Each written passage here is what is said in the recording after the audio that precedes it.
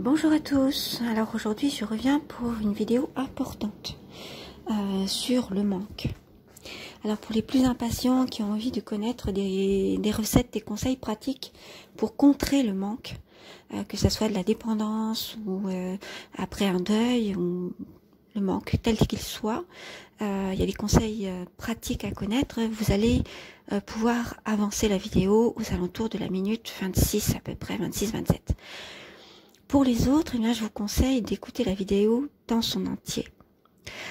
Parce que vous allez comprendre comment on peut, en changeant d'état d'esprit par rapport au manque, avancer et apprendre sur soi pour pouvoir évidemment s'élever en conscience et devenir évidemment plus mature, s'améliorer, etc. Parce que toute épreuve dans la vie, comme le manque, justement, est une occasion en fait de pouvoir se connaître, se découvrir son être intérieur et donc avancer spirituellement. C'est à vous de voir ce que vous avez envie de faire. Vous pouvez passer par-dessus, essayer de trouver des compensations. Vous pouvez essayer de mettre la faute tout le temps sur les autres ou sur la vie et en vouloir à la terre entière et continuer dans votre amertume. Vous pouvez vouloir garder cette douleur à jamais et donc le manque sera une manière de la faire perdurer pour vous dire que vous n'oublierez jamais cette personne pour tout un tas de raisons. On a toujours des bénéfices extérieurs à garder une douleur en soi et ne pas vouloir s'en détacher, un peu comme si on s'y agrippait.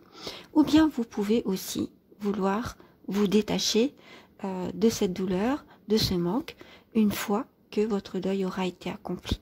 Alors j'explique les étapes du deuil, j'explique à quoi sert le manque, j'explique comment vous pouvez vous en servir pour travailler sur vous-même et vous en délivrer, je dirais même. Et j'explique aussi comment ma façon de voir la vie et comment on peut avancer en regardant les choses autrement. Voilà, je vous dis à très bientôt pour une prochaine bonne écoute. Bonjour à tous, c'est PN Théorie. Alors aujourd'hui, je voudrais vous parler du manque et donner quelques éléments pour aider à sortir du manque. Alors qu'est-ce qui se passe quand quelqu'un ou quand quelque chose ou une situation, quelque chose que l'on a perdu, nous manque? Alors je pense là tout de suite à une citation de Lamartine: un seul être vous manque et tout est dépeuplé. C'est pour montrer combien justement, quand quelque chose nous manque, on a l'impression que c'est le vide et que plus rien n'existe. Plus rien n'a de consistance, comme si on était focalisé sur le manque et que tout ce qui nous faisait plaisir jusque-là, tout ce qui remplissait notre vie, n'existait plus, n'avait plus de valeur du fait que cette chose, cette personne, cette situation, ce que l'on avait auparavant, n'est plus ou nous manque, que quelque chose est terminé. Alors pour moi, le manque fait partie des étapes de travail du deuil. C'est-à-dire que lorsque vous avez perdu quelqu'un, un être cher, soit parce qu'il est décédé ou parce que vous vous êtes séparés ou vous n'avez plus de relation avec cette personne, soit toute autre perte, quelque chose, une situation, un travail, tout ce qui peut vous manquer, ça fait partie en fait des étapes du deuil. Ça prend du temps de faire son deuil, comme on dit. Combien de temps? Ça dépend de tout un tas de facteurs, pas seulement des personnes. Mais c'est un temps qui est nécessaire. On ne peut pas passer les étapes comme ça rapidement. Et si on les passe si rapidement, de toute façon, il y a comme un courant sous-jacent, comme un cycle sous-jacent derrière cette façade ou cette impression de rapidité qui revient à l'occasion de dates anniversaires par exemple, qui sont complètement inconscientes, auxquelles justement on n'a pas conscience, mais notre inconscient sait que, voilà, c'est symbolique, c'est complètement symbolique. Ça peut être la date justement du décès de la personne ou de votre séparation, ça peut être la date, une date importante pour vous, une date d'anniversaire ou de rencontre, quelque chose comme ça. Donc ça peut être à l'occasion des dates, mais ça peut être aussi à l'occasion d'événements marquants qui nous rappellent parce qu'ils ont un rapport avec telle ou telle chose. Voilà. Donc en tout cas, notre inconscient fonctionne comme ça, hein. C'est comme les rêves, comme l'art aussi. Tout ça, ça fonctionne au symbolique. Voilà, c'est la symbolique de quelque chose, la représentation, et elle nous est toute personnelle. Voilà, donc c'est-à-dire que quelqu'un va se représenter les choses de telle manière, ça va être un signe pour lui, alors que pour quelqu'un d'autre, le signe sera tout autre. Voilà, donc en fait, c'est vraiment très personnel. Et faire son deuil, de toute façon, c'est très personnel. Il y a quand même des étapes qui ont été décrites, les étapes du deuil. Et donc, comme je le disais, le manque fait partie de ces étapes. Alors, il ne faut pas se représenter les étapes du deuil comme quelque chose de linéaire. C'est-à-dire, après cette étape du manque, il y aura par exemple la tristesse. Non, c'est pas ça. Ça peut être simultané. Et souvent, c'est simultané et ça fonctionne par bond, comme la pensée. C'est pas quelque chose de linéaire, qui a un début, une fin, et puis hop, on passe à une autre étape. Souvent, c'est simultané et donc plusieurs étapes peuvent se faire en même temps, mais ne pas se terminer en même temps. Voilà, c'est-à-dire qu'on peut vivre à la fois de la colère et de la tristesse et du manque, et puis le manque peut s'estomper au bout d'un certain temps, mais on continuera à avoir de la tristesse. Et la colère peut s'arrêter à un moment donné et ressurgir à une autre occasion, lorsqu'on se rappellera par exemple à quel point, je sais pas moi, cette perte était injuste ou quelque chose comme ça, à une occasion qui aura du sens pour nous. Voilà. Donc c'est comme ça que ça se vit, un deuil. Donc pour toutes les étapes du deuil, je vais mettre des images pour que vous puissiez les identifier. Généralement, on sait quand on a terminé son deuil, parce qu'on est passé par toutes les étapes, qu'on connaisse ou pas les étapes, on sait qu'on l'a terminé. Mais il faut quand même un certain temps. Généralement, pour vous donner une idée, ça dépend de la durée et de l'investissement de la relation, du lien que vous aviez avec cette personne, cette chose, ou cette situation, cette période de vie, ce statut. Tout dépend de la nature, évidemment, de la perte. Alors, je voudrais aller un peu plus loin aussi dans ce qu'est le manque et quand est-ce qu'il apparaît. Alors, hors de toute dépendance, parce qu'il y a évidemment le manque qui vient de la dépendance à une personne, à un sentiment, à un produit ou à un comportement, voilà à peu près toutes les dépendances que l'on peut avoir et qui tiennent de l'addiction. Donc je laisse de côté tout ça, j'en reparle dans d'autres vidéos, mais là je vais seulement parler du manque tout à fait naturel qu'il survient après une perte et qui donne l'occasion de faire un deuil. Alors le manque, il tient d'un cycle de vie qui se termine. Je parlais de perte tout à l'heure, mais c'est bien ça. En fait, nous avons tout un tas de cycles de vie, de périodes de vie, d'espaces de vie qui commencent et qui se terminent dans une seule vie. On fait tout un tas de deuils donc dans la vie pour des petites choses comme pour des grandes. Ça peut être par exemple le fait de quitter une école quand on est enfant, ou de quitter un lieu de vie et de déménager, ou bien de dire au revoir à des amis sachant qu'on ne les reverra peut-être plus jamais, ou d'arrêter une activité parce que on ne peut plus par exemple courir, donc d'être obligé de faire le deuil de cette période où on pratiquait ce sport. Donc vous voyez qu'il y a tout un tas de deuils dans la vie à faire, et que ce soit des petits ou des grands, ce sont les mêmes étapes à chaque fois, et il y a quand même toujours une déprime qui accompagne ce manque. Alors ce manque, il indique justement qu'une période est terminée. Et c'est justement parce que quelque chose est terminé qu'il y a ce sentiment de perte, de perdre quelque chose. Alors perdre, le sens est déjà dans le mot. Perdre, c'est extrêmement difficile. C'est comme manquer.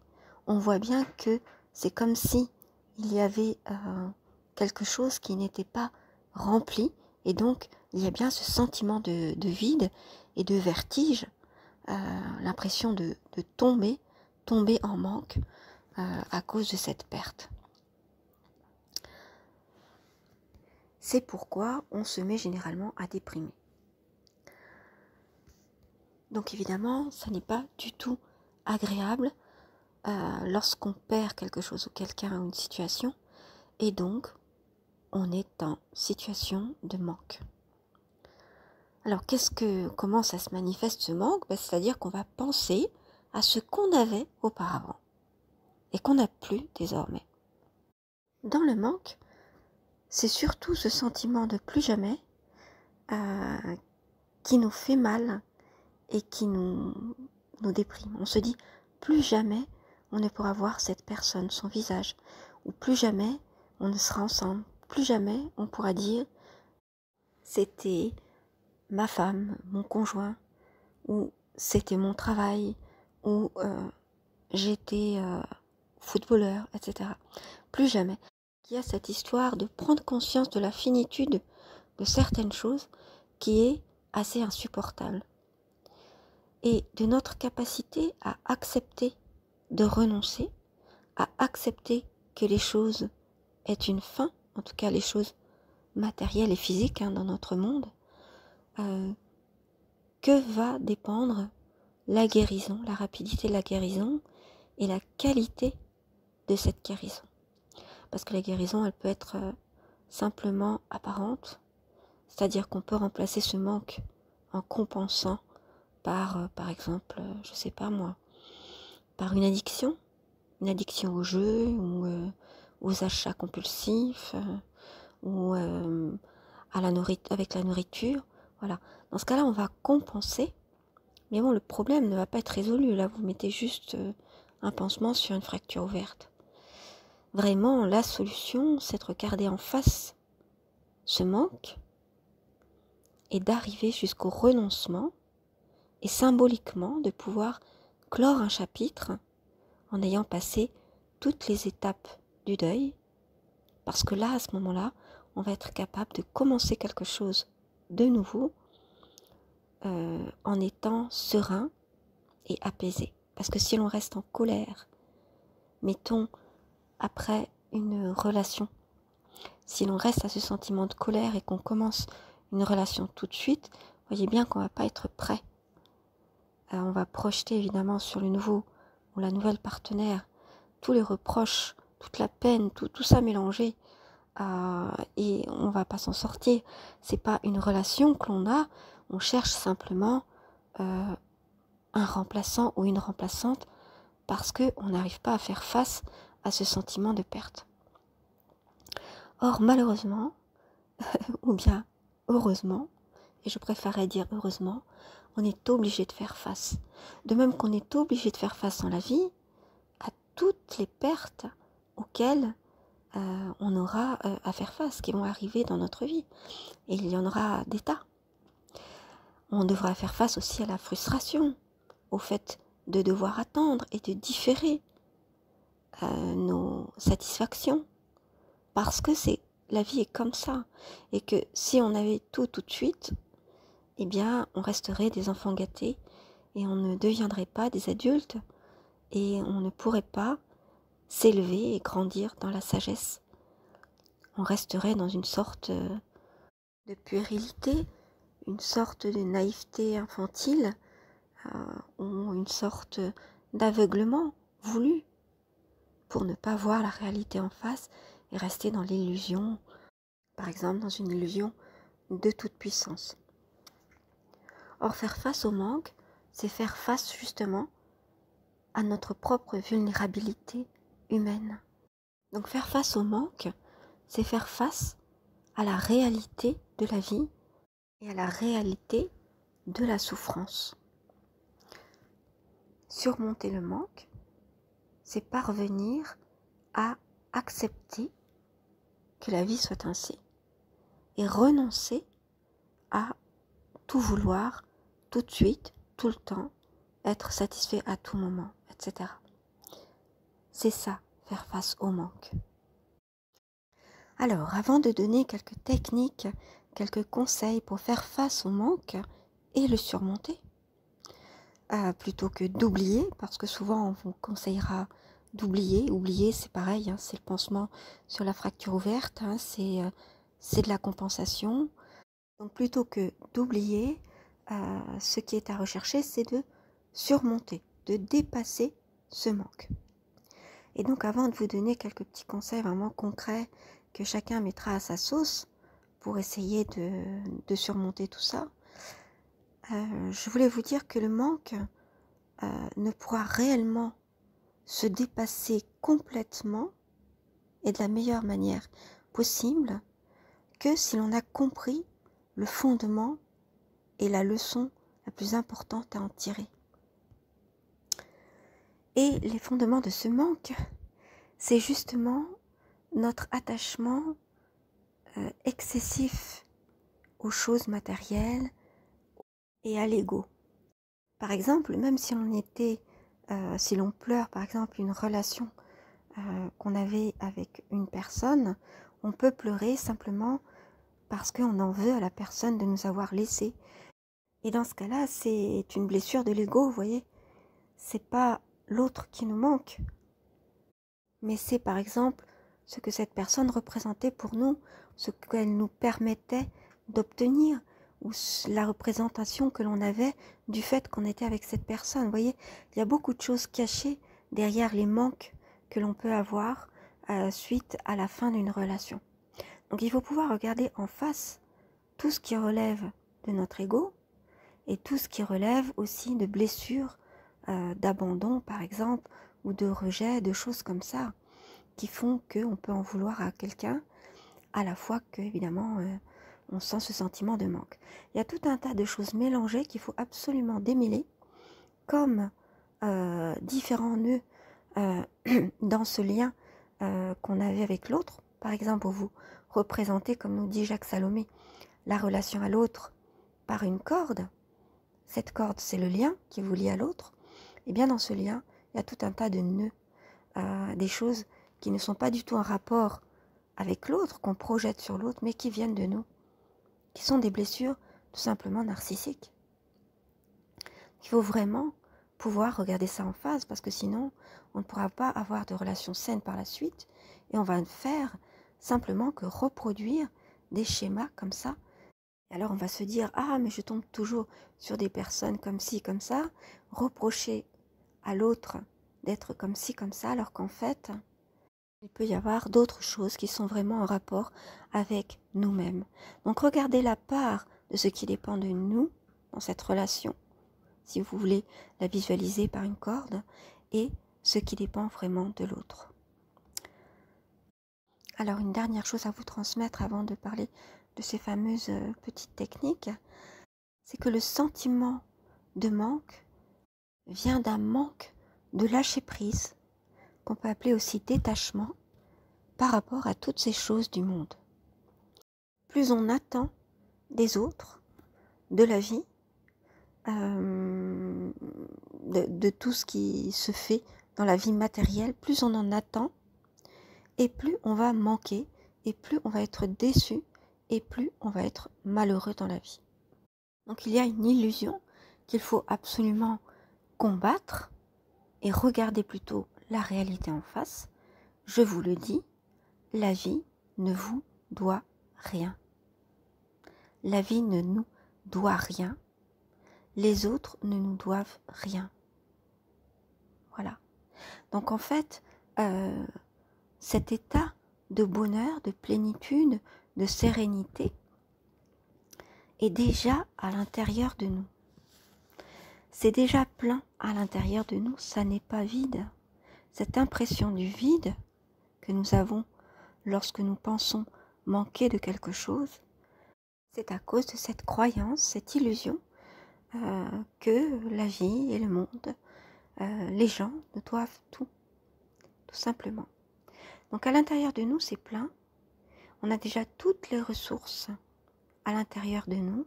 Simplement, on oublie, on reste dans la vie superficielle et on oublie de travailler notre intérieur.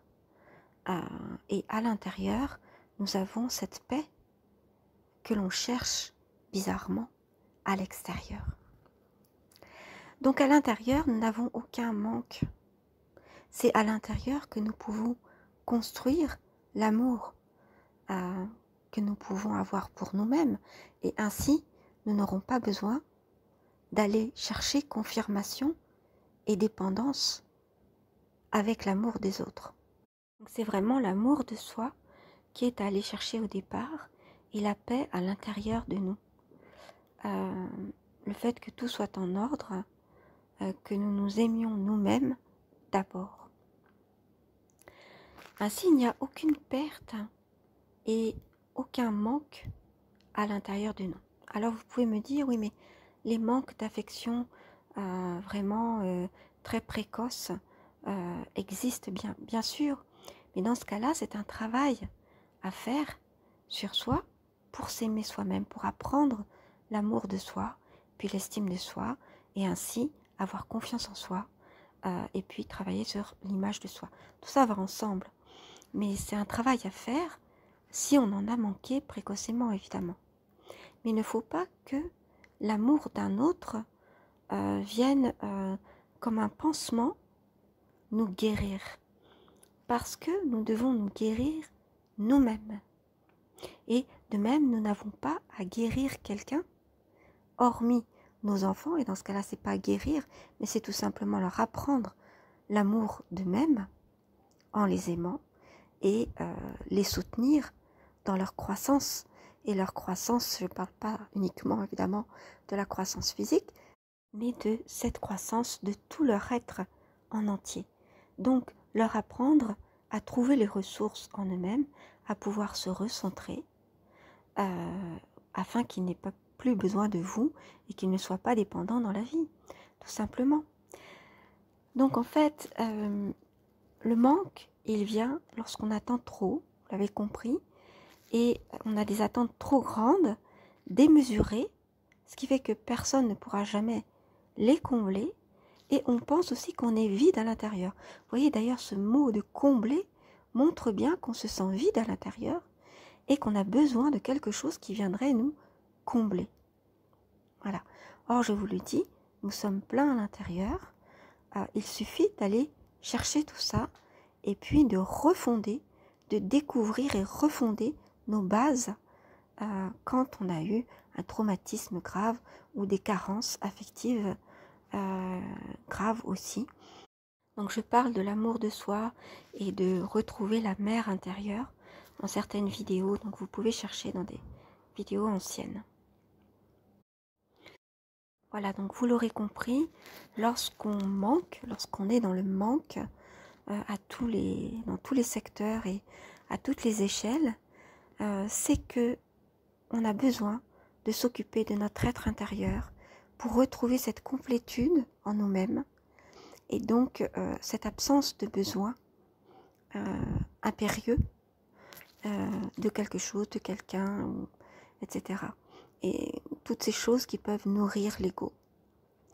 On peut aussi nourrir notre enfant intérieur en découvrant notre mère intérieure et tout ce qui est complet et ce qui est plein à l'intérieur de soi. Ça nous permettra de retrouver cette paix intérieure qui est la clé, le rempart contre tous les manques que l'on peut avoir dans l'existence. Alors évidemment, sur cette base-là, lorsqu'on aime quelqu'un, eh bien, c'est un amour qui est plus mature puisque il ne demande rien en retour. Il aime inconditionnellement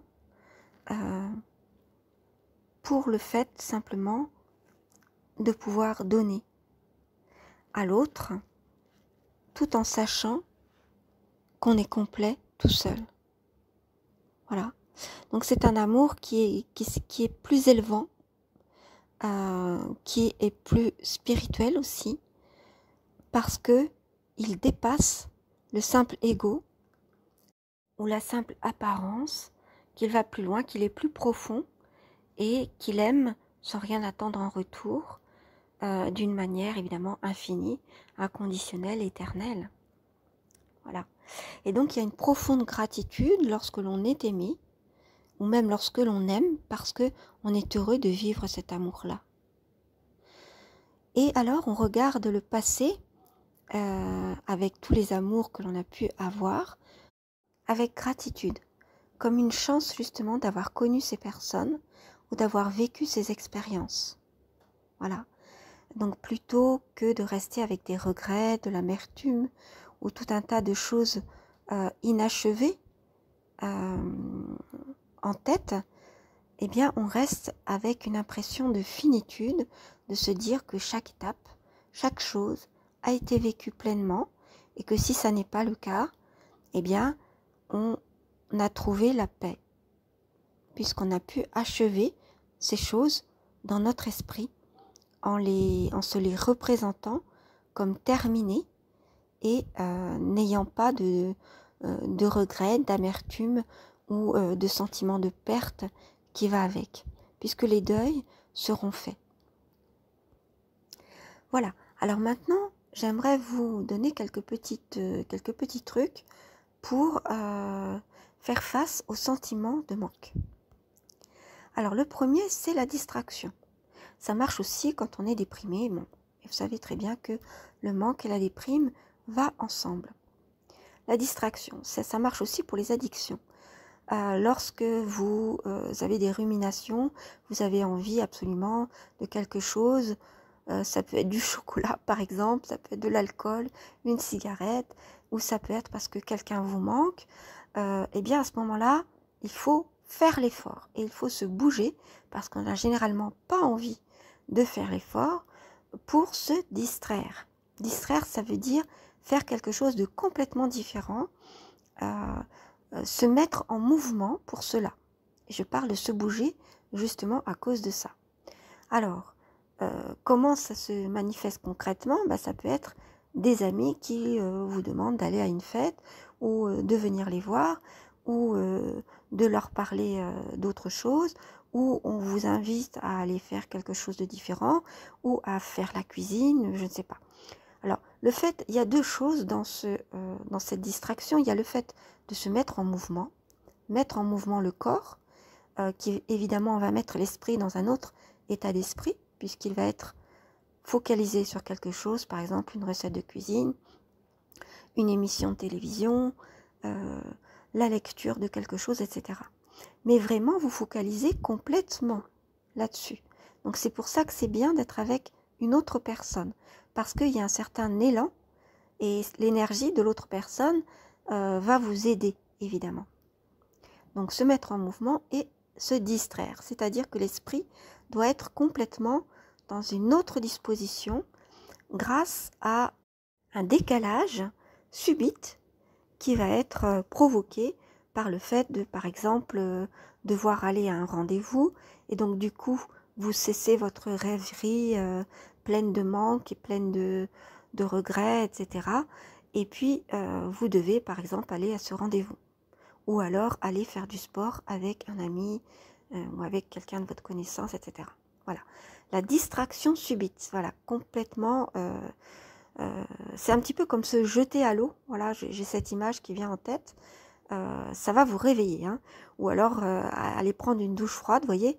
Il n'y a rien de tel que la distraction et la mise en mouvement. Alors ensuite, il peut y avoir aussi de vous occuper de vous, de faire quelque chose qui vous plaît généralement, une passion, donc je sais pas, si vous collectionnez les timbres, eh bien mettez-vous à fond dedans, allez vous acheter des timbres ou allez voir, rencontrer des gens qui s'y intéressent, etc. Il faut se forcer au début, on n'a pas envie, c'est un petit peu, on traîne les pieds, c'est un petit peu comme si on avait envie de rester dans cette rêverie, comme je le disais tout à l'heure, du manque, où on repense à la personne, où on repense à ce qu'on avait, et on est dans le regret, etc., dans la nostalgie. Donc il faut faire des efforts pour justement se remettre à refaire d'autres choses qui nous plaisaient. Mais donc faites l'effort. Donc sans effort, vous n'y arriverez pas parce que vous allez peut-être, par exemple, vous mettre à vous occuper de vos timbres, si vous collectionnez les timbres, mais en ayant la tête ailleurs, en repensant à cette personne ou cette chose qui vous manque. Donc mettez-vous, plongez-vous complètement dans cette passion. Alors pourquoi je ne vous dis pas plongez-vous dans le travail, plongez-vous, occupez-vous de vos enfants? Pourquoi? Parce que le travail, les enfants, etc., il y a des choses qui peuvent être faites en mode automatique. C'est-à-dire qui vous permettent de penser à l'objet de vos rêveries. Donc il ne faut surtout pas faire des activités qu'on peut avoir en mode automatique. Parce qu'évidemment, on va continuer sa rêverie de manque, où on est complètement dans le manque. Donc il faut absolument faire quelque chose dans lequel on s'investisse complètement.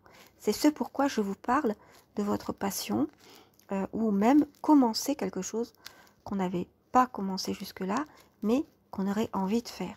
Ça peut être, alors ça c'est très très très utile généralement, commencer par exemple l'apprentissage d'un instrument de musique, ou apprendre à chanter. Faire quelque chose d'artistique ou de manuel, quelque chose que vous aurez fabriqué vous-même et qui pourra aboutir à un résultat concret. Voilà, c'est pourquoi je vous parle de fabriquer quelque chose. Donc lorsqu'on chante ou lorsqu'on apprend un instrument de musique, on peut dire qu'on fabrique quelque chose, puisque à la fin, eh bien, on connaît le morceau, on a réussi par exemple à faire des choses un peu difficiles, etc. Alors pourquoi l'instrument de musique ou chanter? Il y a plusieurs choses aussi. Ou alors quelque chose d'artistique, sculpter, peindre. Eh bien parce que tout ce qui est créatif ou artistique permet de symboliser les choses. C'est-à-dire que ça peut être l'inconscient qui parle et qui permet de dépasser par soit la création ou l'expression avec des mots, avec des couleurs, avec des formes, avec tout ce que vous voulez, cette douleur, ce que vous ressentez. Voilà. Et ainsi, cette énergie que vous avez, parce que le manque, c'est de l'énergie, qui ne demande donc qu'à être mobilisée, à être utilisée. Donc soit vous l'utilisez pour des addictions, et donc vous vous jetez à corps perdu dans les addictions, soit vous l'utilisez de manière constructive pour transformer votre douleur, la douleur du manque, en quelque chose d'utile qui va faire que en fait, vous allez réussir à dépasser cette épreuve. Alors dans l'apprentissage d'un instrument de musique par exemple, ou du chant, ou tout ce qui est créatif, il y a aussi un autre aspect qui est intéressant, qui va vous aider à dépasser le manque, c'est la discipline. Voilà, c'est-à-dire que vous allez avoir besoin de faire preuve de patience, ou même pour jardiner par exemple, faire preuve de patience. Par exemple, quand on jardine, il faut patienter que les graines germent et poussent. Lorsqu'on apprend un instrument de musique, il faut de la patience et de la ténacité, et vous allez être obligé d'être concentré, si c'est sur la guitare par exemple, sur vos doigts pour bien réussir avec la position des doigts à faire quelque chose d'harmonieux ou à apprendre tel et tel morceau. Voilà. Donc, ce troisième conseil consistait dans la création, le dépassement par la créativité de ce sentiment de manque. Et enfin, j'ai un dernier conseil, une dernière technique, c'est le fait de donner. Lorsqu'on donne, on n'est plus focalisé sur ce qui nous manque. On est focalisé sur ce qu'on va donner. Le fait de donner montre qu'en fait, on est plein. C'est-à-dire qu'on n'est pas dans le vide que l'on croyait, dans lequel on croyait être, parce qu'il nous manquait telle ou telle chose. On se rend compte qu'on a beaucoup de choses à donner, finalement. Donc donner permet de conjurer, je dirais, ce sentiment de vide et de manque. Alors donner quoi? Ça peut être des toutes petites choses, donner un sourire. Ça peut être aussi symbolique, donner quelque chose justement que l'on n'a pas reçu de quelqu'un ou qui nous a manqué. Ça peut être aussi donner quelque chose d'important pour nous, mais qui symbolisait le cycle d'avant, la période d'avant. Et puis on sait qu'on va tourner la page, donc on se sépare de ces biens matériels ou ces biens symboliques en les donnant symboliquement, ce qui montre que on veut absolument tourner la page et qu'une période est terminée. Voilà. Donc le fait de donner, il y aurait beaucoup de choses à dire sur le don, est toujours libérateur. Ça peut être donner de son temps, ça peut être aider et donc donner du soutien ou de l'affection à d'autres personnes sans rien en attendre en retour et apprendre ainsi à aimer sans attendre. Alors évidemment, on va me dire, oui, mais moi j'aimais cette personne. Si par exemple, vous faites le deuil d'une relation et sans rien en attendre, je l'aimais inconditionnellement. Mais quand même, comme il y a ce sentiment de perte, ça veut dire que dans cet amour que vous perceviez comme inconditionnel, il y avait ces aspects qui sont tout à fait naturels, puisque lorsqu'on s'engage avec quelqu'un, il y a des attentes qui se forgent avec le temps, même si elles ne sont pas premières, ou bien qui étaient là au début, même si après elles se sont évaporées parce que votre amour s'est élevé. Donc il y a eu à un moment donné des attentes et ça permet d'en prendre conscience et ainsi de les dépasser par le don. Voilà tout ce que j'avais à vous dire sur ce fameux manque. Je pense avoir été complète dans tout ce que je pouvais dire en tout cas aujourd'hui. Le manque en fait révèle beaucoup de notre état d'être. Il nous indique, il nous révèle qu'il y a un travail à faire sur nous-mêmes et c'est toujours le moment d'un travail sur nous-mêmes. On n'a jamais terminé, on n'est jamais arrivé, on n'est jamais complètement accompli. À chaque instant, il y a des occasions d'apprendre et la vie est là pour nous faire apprendre les choses parce que lorsqu'on apprend, eh bien, on s'élève en conscience et donc on grandit en sagesse. Donc voici une occasion par le manque de travailler sur soi, de se poser des questions sur sa propre relation à l'autre, sa propre relation à la relation que nous avons avec nous-mêmes et la relation que nous avons avec le monde. Alors je vous répète ce que je dis souvent, mais c'est extrêmement important. Le monde et les autres ne nous doivent rien. Au contraire, pensons à ce que nous avons à donner au monde, à quelle place nous pouvons prendre pour être utiles dans ce monde et être utiles aux autres, et ainsi s'accomplir pleinement. C'est ce que je vous souhaite à tous. Donc ne regardez pas ce qui vous manque, regardez ce que vous avez avec gratitude, regardez ce que vous pouvez donner et donner. Et vous serez ainsi dans une toute autre disposition d'esprit car rien ne vous manquera plus jamais. Voilà, je vous dis à très bientôt pour une prochaine.